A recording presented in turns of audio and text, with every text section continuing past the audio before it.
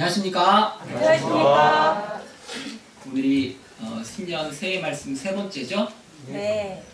복습이 중요한 것 같습니다. 자, 복습해 보겠습니다. 첫 번째 말씀, 성경에는 누구를 복 있는 사람이라고 하였습니까? 여호와를 묵상할 사람.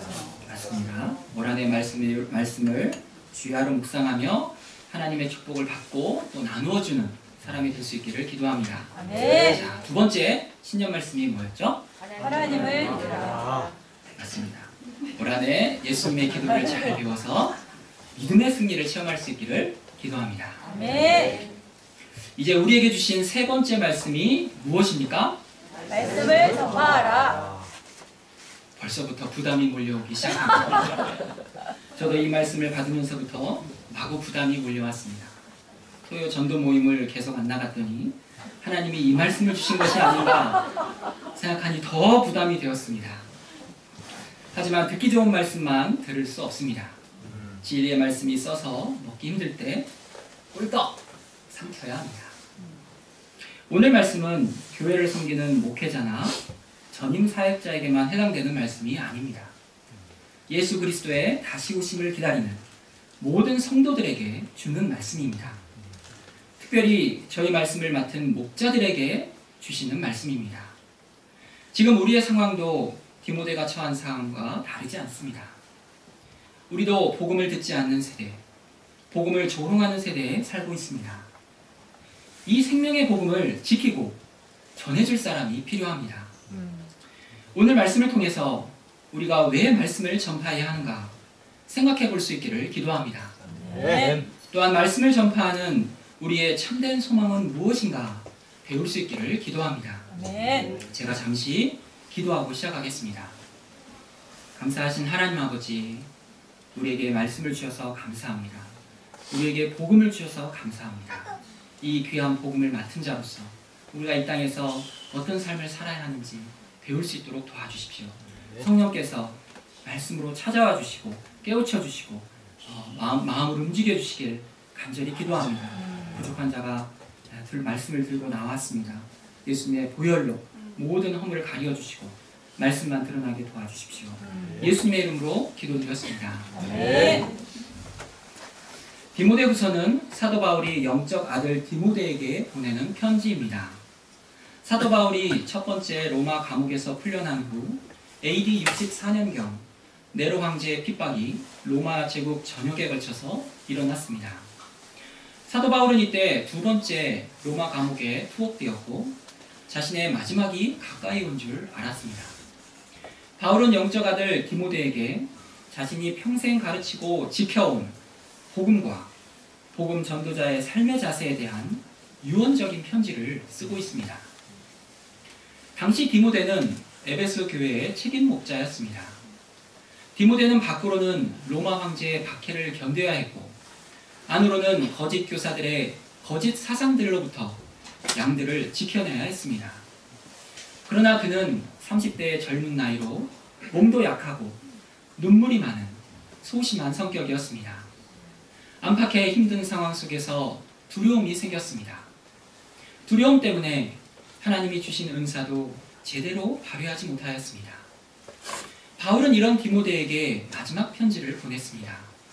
편지 1장에는 디모데에게 복음을 지키라고 권면하였습니다.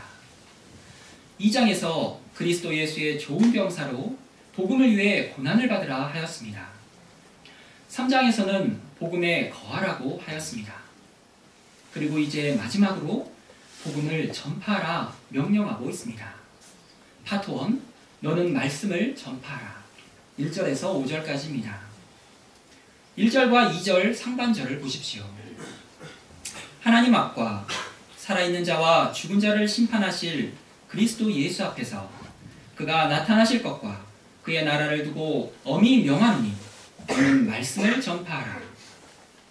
말씀을 전파하라는 명령 앞에 엄청난 단서들이 붙어 있습니다. 바울은 먼저 하나님과 예수 그리스도 앞에서 엄숙히 명령하고 있습니다. 누가 그 명령과 지시를 하는가에 따라 그 명령의 권위가 달라집니다. 말씀을 전파하라는 명령은 바울 개인에게서 나오는 것이 아닙니다. 디모데의 목자로서 또 사도로서 명령하는 것도 아닙니다. 우주와 만물을 창조하신 하나님과 예수님이 하시는 명령입니다. 이 예수님은 살아있는 자와 죽은 자를 심판하시는 분이십니다. 그러므로 심판장 되시는 예수님의 명령입니다.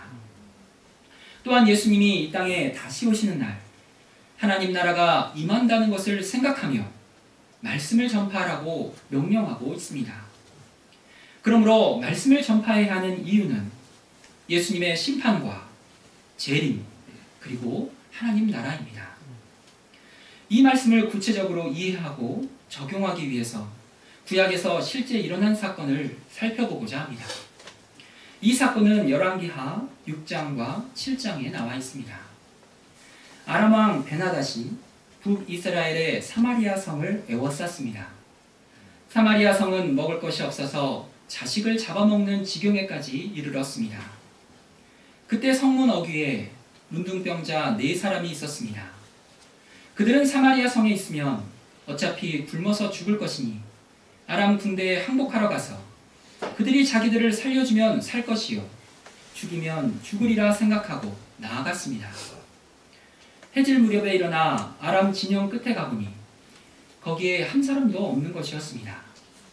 선지자 엘리사의 기도대로 아람 군대는 이스라엘을 도우러 온 군대의 병거 소리와 말소리를 듣고 다 도망간 것이었습니다.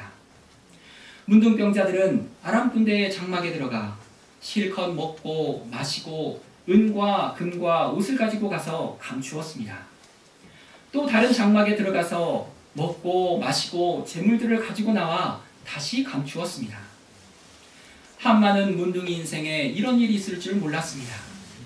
그들은 앞으로 문둥이로 살지언정 좀 더 편하게 살고자 오그라진 손가락으로 열심히 재물을 끌어다 감추었습니다. 기쁜 함성과 즐거움으로 한참을 그렇게 하다가 점점 흥분이 가라앉기 시작했을 때 그들은 생각하기 시작했습니다. 그들은 서로를 돌아보며 말했습니다. 우리가 이렇게 해서는 아니 되겠도다. 오늘은 아름다운 소식이 있는 날이거늘 우리가 침묵하고 있도다. 만일 밝은 아침까지 기다리면 벌이 우리에게 미칠지니 이제 떠나 왕궁에 가서 알리자 하고. 이 문둥병자들이 생각한 벌이 무엇일까요? 그들을 심판할 사람은 아무도 없을 것 같습니다. 그들이 특별히 잘못한 일이 없어 보입니다. 칼로 사람을 죽인 것도 아니고 속인 것도 아니고 주인이 있는 물건을 훔친 것도 아닙니다. 전쟁에서 이기면 전리품은 승리자의 것이기 때문입니다. 하지만 그들은 지금 형벌을 생각하고 있습니다. 오늘날에도 자귀와 부자귀라는 말이 있습니다. 자귀란 금지된 일을 의식적으로 하는 것입니다. 부자귀란 마땅히 해야 할 일을 일부러 하지 않는 것을 말합니다. 예를 들어 칼로 사람을 죽이는 것은 자귀로서 살인죄로 처벌을 받습니다. 또한 마땅히 해야 할 일을 하지 않아 그 결과 사람이 죽었다면 그것도 동일하게 살인죄로 처벌을 받습니다. 형법 18조에 있습니다. 304명이 죽은 세월호 사건에서 선장은 부자귀에 의한 살인죄로 36년의 무기징역을 선고받았습니다. 사람을 죽이는 어떤 행위를 한 것이 아니라 마땅히 해야 하는 상황에서 아무것도 하지 않았기 때문입니다. 당시 양승태 대법원장은 다음과 같이 판결했습니다. 승객들을 퇴선시키지 않고 먼저 퇴선한 세월호 선장의 행위는 승객들이 스스로의 힘으로 탈출하는 것을 불가능해 하는 결과를 초래했다. 이는 승객들을 적극적으로 물에 빠뜨려 익사시키는 것과 다를 바 없다. 지금 4명의 문둥이들은 아름다운 소식을 갖고 있었습니다. 이것은 그들의 행위나 노력이 아닌 온전한 은혜였습니다. 하지만 지금 사마리아 성은 이 소식을 몰라 굶어 죽어가고 있었습니다. 그들이 만일 계속 침묵하고 있다면 수많은 사람들이 죽을 것입니다. 그들은 자신들이 침묵함으로 밝은 아침이 오면 심판받을 것을 두려워하고 있는 것이었습니다. 밝은 아침은 예수님이 이 땅에 다시 오시는 때입니다. 그때에는 사람들의 모든 자귀와 부자귀가 드러날 것입니다. 심판은 확 작정되었고 이제 그 심판의 기준은 예수님의 복음을 듣고 영접했는가 영접하지 않았는가입니다. 예수님의 십자가와 부활에 대한 소식을 듣고 믿기만 하면 구원을 받습니다. 그래서 복음은 아름다운 소식입니다. 이 소식은 그리스도 예수 안에 있는 생명의 약속입니다. 죄와 죽음 아래 살고 있는 인생들에게 주신 구원의 기쁜 소식입니다. 누구든지 예수님을 믿으면 죄 사함 받고 하나님 나라에 들어갈 수 있습니다. 예수님의 심판과 재림과 하나님 나라는 이 땅에 살고 있는 모든 사람이 직면해야 하는 분명한 현실입니다. 이 상황에서 가장 우선적이고 중요한 일이 무엇입니까? 그것은 이 아름다운 소식을 전하는 것입니다. 생명을 살리는 것입니다. 그래서 예수님을 만난 모든 사람들은 한결같이 내가 만난 예수님을 전하고 싶어 합니다. 예수님을 몰라 죄로 인해 고통하며 죽어가는 사람을 보면 안타까워합니다. 이것은 아름다운 구원의 소식을 가진 사람에게 나타나는 자연스러운 현상입니다. 이것이 자연스럽지 않고 당연하지 않다면 내가 받은 아름다운 소식을 혹 잃어버리지는 않았는지 점검해 보아야 합니다. 그러면 우리가 이 아름다운 소식을 어떻게 전해야 합니까? 2절 하반절을 보십시오. 때를 얻든지 못 얻든지 항상 힘쓰라. 범사의 오래 참음과 가르침으로 경책하며 경계하며 권하라.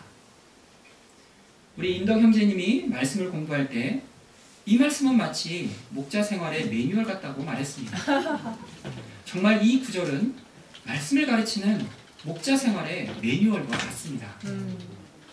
먼저 때를 얻든지 못 얻든지 항상 힘쓰라고 합니다. 여기서 때를 얻든지 못 얻든지는 영어로 in season and out of season으로서 말씀을 전하기 좋을 때든지 좋지 않을 때든지로 해석할 수 있습니다. 힘쓰다는 원어로 곁에 서다, 가까이에 있다는 의미로서 항상 준비된 상태로 있으라는 뜻입니다.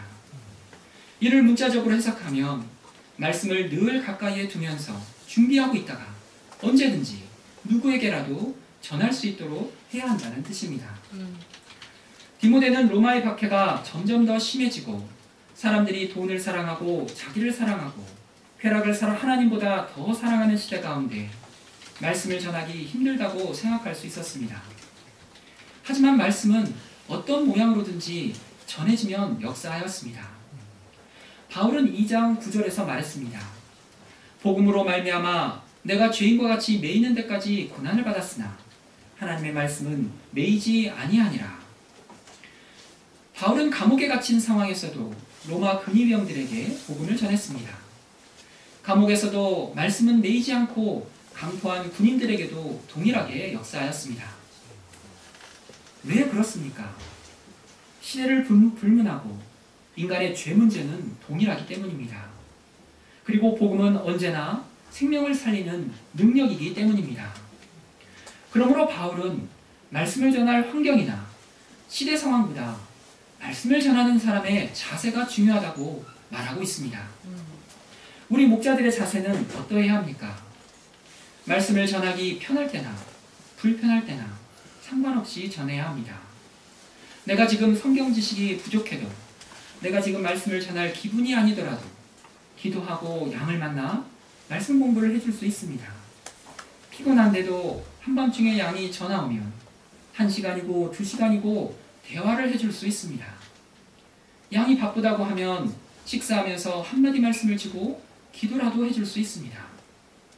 그때 나의 상황과 상관없이 하나님은 말씀으로 역사하십니다. 네. 두 번째로 경책하며 경계하며 권해야 합니다. 말씀을 전파하는 것은 선포하는 것입니다.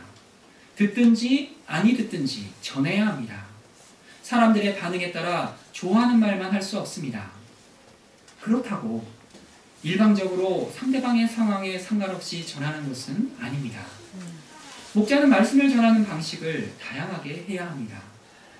경책하는 것은 커렉트로서 말씀을 올바르게 풀어주어 진리를 깨닫게 해주는 것입니다.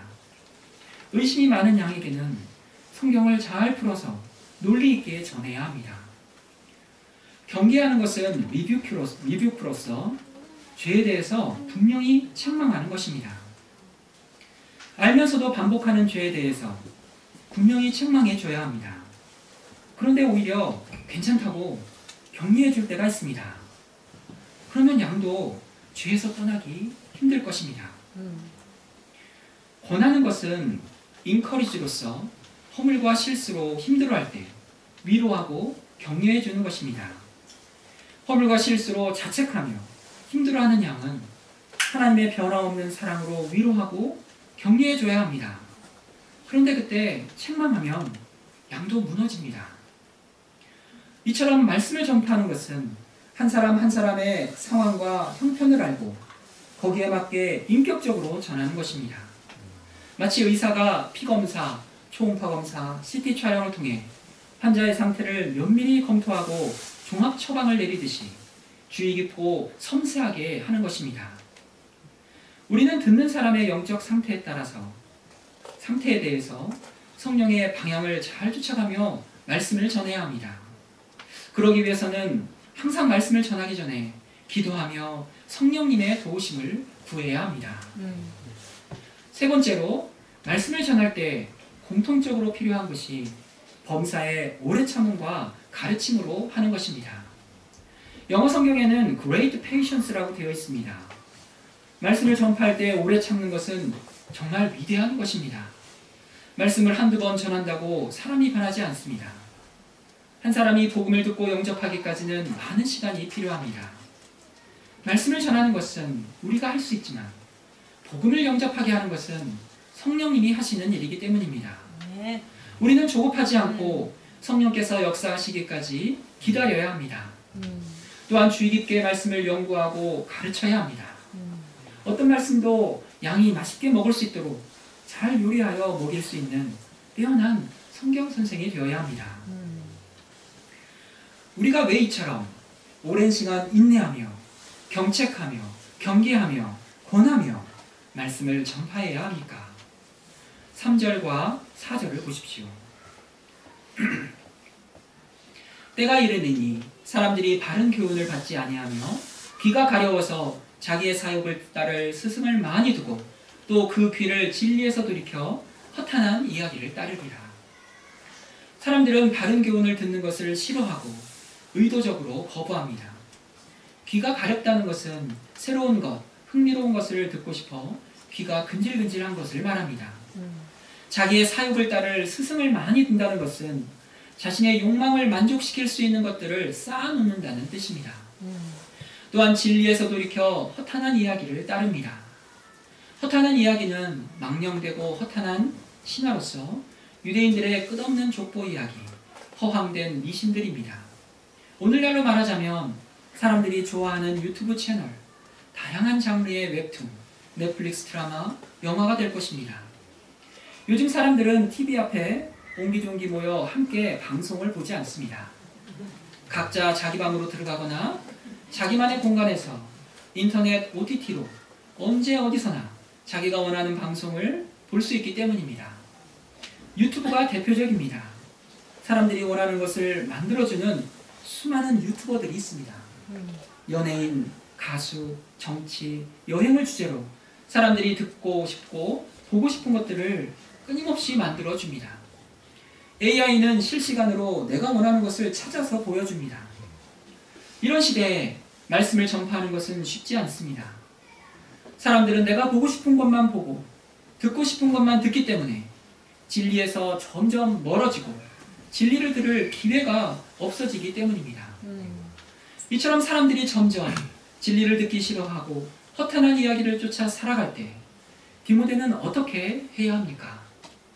5절을 보십시오. 그러나 너는 모든 일에 신중하여 고난을 받으며 전도자의 일을 하며 네 직무를 다하라.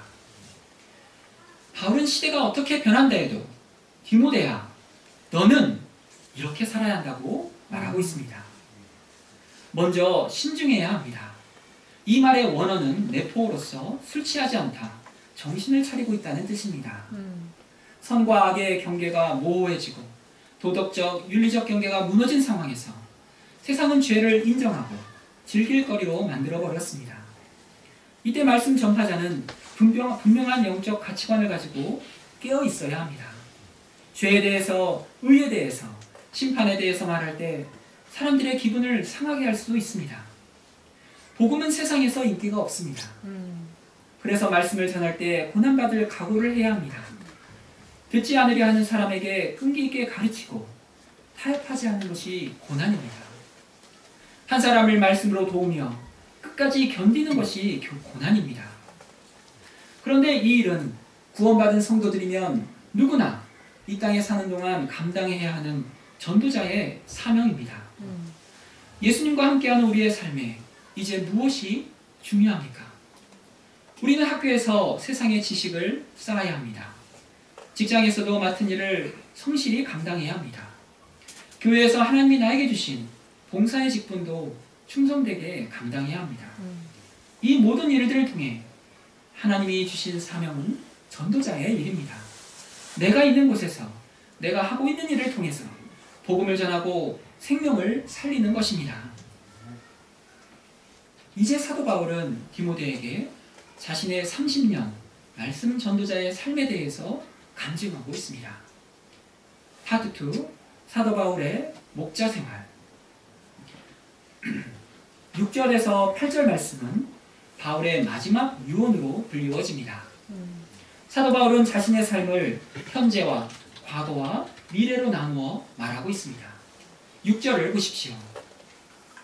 전제와 같이 내가 벌써 부어지고 나의 떠날 시각이 가까웠도다. 여기서 전제는 드링크 어퍼링으로서 포도주나 독주를 하나님의 제단에 부어드리는 제사입니다. 이것은 하나님을 섬기는 자들의 헌신적인 봉사, 주를 위해 생명까지도 기꺼이 내놓을 수 있는 거룩한 희생을 상징합니다. 현재 바울은 지금 어둡고 습한 감옥에서 죽음을 기다리고 있는 사형수입니다. 세상 사람의 눈으로는 가장 비참하고 억울하고 슬픈 인생입니다. 하지만 그는 온몸으로 하나님이 기뻐하시는 살아있는 제사를 드리고 있다고 말하고 있습니다. 또한 사도 바울은 이제 떠날 때가 가까웠다고 하였습니다. 여기서 떠남은 원어로 병사들이 진영에서 떠남, 또 배가 정박지에서 밧줄을 풀고 떠나는 것을 의미합니다. 바울은 자신의 죽음을 새로운 곳으로 출발하는 것으로 말하였습니다. 죽음은 끝이 아니라 하나님이 계신 곳으로 출발하는 것입니다. 그래서 바울은 죽음 앞에서 두렵거나 슬프지 않았습니다. 오히려 주님 만날 기대와 희망으로 가득하였습니다. 누가 죽음 앞에서 이처럼 자유로울 수 있습니까? 바울은 심지어 이제 떠날 시각이 가까웠다고 말할 수 있습니다. 마치 예수님이 바울과 함께하며 출발할 때도 알려주시는 것 같습니다. 우리 인생의 두려움은 사실 죽음에서 시작되었습니다. 디모데도 연약하고 소심한 자신이 감당해야 할 사명과 다가오는 핍박 앞에서 죽음이 두려웠습니다. 하지만 죽음에서 자유롭고 오히려 환영하는 목자 바울의 모습에 큰 위로와 힘을 얻었을 것입니다. 7절을 보십시오. 나는 선한 싸움을 싸우고 나의 달려갈 길을 마치고 믿음을 지켰으니. 이제 사도 바울은 자신이 과거 어떤 삶을 살아왔는지 말하고 있습니다. 그의 인생을 요약하는 세 개의 동사는 싸웠다, 마쳤다, 지켰다입니다. 세상 사람들은 인생은 목적지 없이 정치 없이 걷는 나그네 길이라고 합니다. 최희준의 하숙생이라는 노래가 있습니다. 인생은 나그네 길, 어디서 왔다가 어디로 가는가. 구름이 흘러가듯 정치 없이 흘러서 간다. 하지만 사도 바울은 그렇지 않다고 말합니다. 구원받은 우리 인생은 이 땅에서 아름다운 복음을 지키기 위해 싸우는 삶입니다. 하나님이 나에게 주신 사명을 끝까지 완수하는 삶입니다. 세상 유혹 가운데 하나님을 향한 신뢰와 믿음을 지키는 삶입니다. 그러면 사도 바울이 이처럼 선한 싸움을 싸우고 달려갈 길을 마치고 믿음을 지킨 삶의 결과가 무엇입니까? 우리 8절을 다 같이 읽어보시겠습니다. 시작. 이제부터 나를 위하여 내 멸관이 되었으므로 주곧 들어오신 척한 자리 나를 내게 주실 것이며 내가 아니라 내 당하시는 상하는 모든 자에게니라. 사도 바울은 예수님이 주실 의의 면류관을 소망하고 있습니다. 이제 힘든 경기가 끝나고 이제 시상식만 남겨둔 상황입니다. 그런데 왜 사도 바울은 생명의 면류관이 아니라 의의 면류관을 기대하고 있을까요? 의의 면류관은 의로운 길을 걸어온 사람에게 주는 면류관입니다. 성경에 의인이라고 칭하는 사람들이 있습니다. 대표적으로 노아, 다니엘, 욥입니다. 그 가운데 노아는 창세기 6장 9절에 이렇게 소개하고 있습니다. 노아는 의인이요 당대의 완전한 자라. 그는 하나님과 동행하였으며. 노아는 120년 동안 강포와 음란으로 육체가 된 세상에서 방주짓는 삶을 살았습니다. 사람들이 하나님의 홍수심판 말씀을 조롱하고 비웃어도 그 말씀을 지키기 위해 선한 싸움을 싸웠습니다.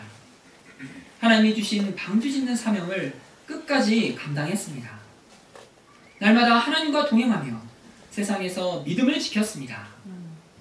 그의 삶은 세상을 정죄하고 믿음을 따르는 의의 상속자가 되었습니다.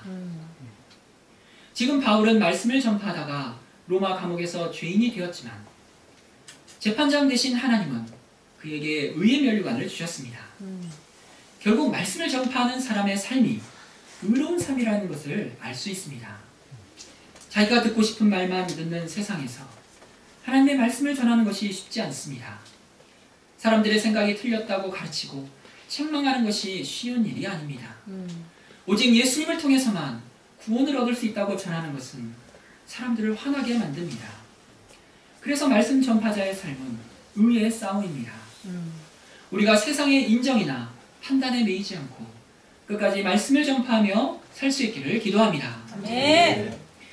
9절부터 22절까지는 사도 바울의 개인적인 상황과 친밀한 부탁들이 나와 있습니다.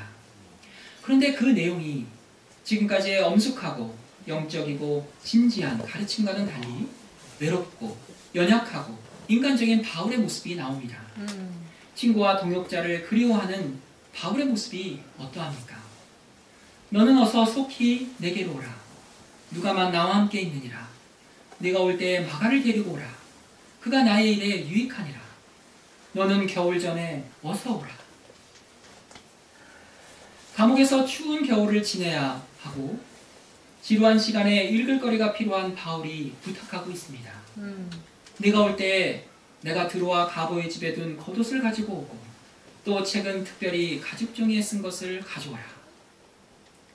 사람들이 자신을 버렸고 홀로 외로운 싸움을 하고 있는 바울의 고백도 나옵니다. 대만은 이 세상을 사랑하여 나를 버리고 데살로니가로 갔고 내가 처음 변명할 때 나와 함께한 자가 하나도 없고 다 나를 버렸으나 그들에게 허물을 돌리지 않기를 원하노라. 대만은 데살로니가 출신으로 바울이 감옥에서 골로새서 빌레몬서를 기록할 때만 해도 성도들에게 무난한 바울의 동역자였습니다. 이런 그가 세상을 사랑해서 바울을 버렸습니다. 두 번째 체포되어 처음 재판을 받을 때 아무도 그와 함께 하고자 하지 않았습니다.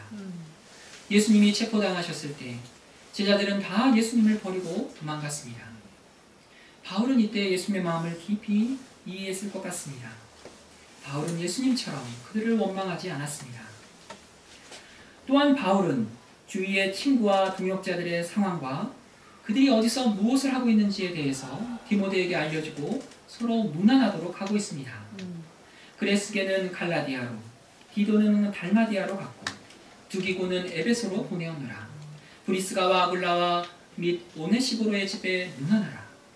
에라스도는 고린도에 머물러 있고 드로비버는 병들어서 밀레도에 두었노니 으블로와 부데와 리노와 글라우디아와 모든 형제가 다 네게 무난하느니라. 바울이 말하는 것을 보면 마치 레베카 사모님이 오고 가는 선교사님들의 일정과 또 세계 각국에 터져 살고 있는 선교사님들이 어떻게 살고 있는지 다 꿰고 있는 것 같습니다. 우리는 사도 바울이 그리스도와 연합되어 있기 때문에 영적인 교제로 모든 필요가 채워질 수 있다고 생각하기 쉽습니다. 그래서 소위 영적인 사람은 절대 외롭지 않고 인간적인 친구도 필요 없다고 생각할 수 있습니다.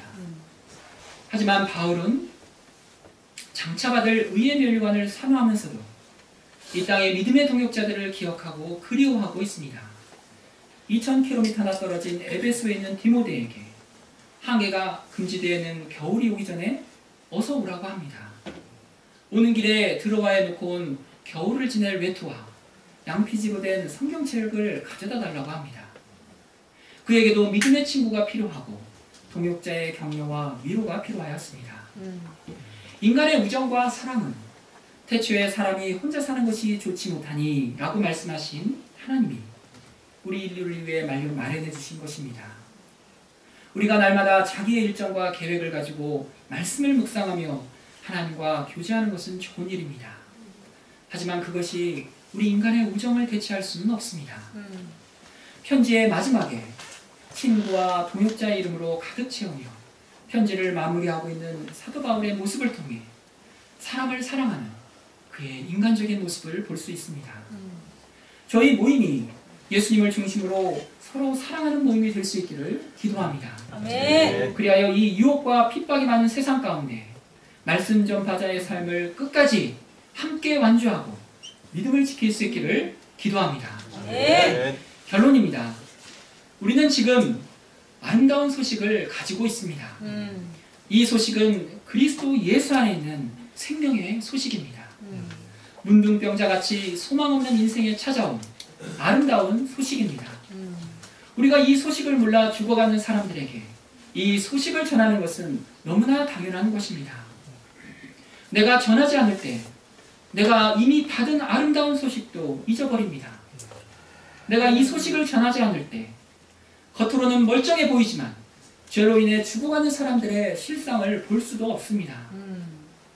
올 한해 말씀을 전파함으로 나도 살고 죽어가는 사람도 살리는 생명의 역사가 일어날 수 있기를 간절히 기도합니다. 제가 기도하고 마치겠습니다. 감사하신 하나님 아버지, 아름다운 소식 예수님을 주셔서 감사합니다. 이 소식을 받은 우리가 가만히 있을 수 없습니다. 올 한해 죽어가는 영혼들을 찾게 도와주시고 그들을 살리게 하시고 또 나도 살게 도와주십시오. 생명의 역사가 저희 모임 가운데 풍성히 일어나게 도와주십시오. 무엇보다 서로 바울과 같이 동역자를 깊이 사랑하고 교제하는 한 해가 될 수 있도록 도와주십시오. 예수님의 이름으로 기도드렸습니다. 아멘.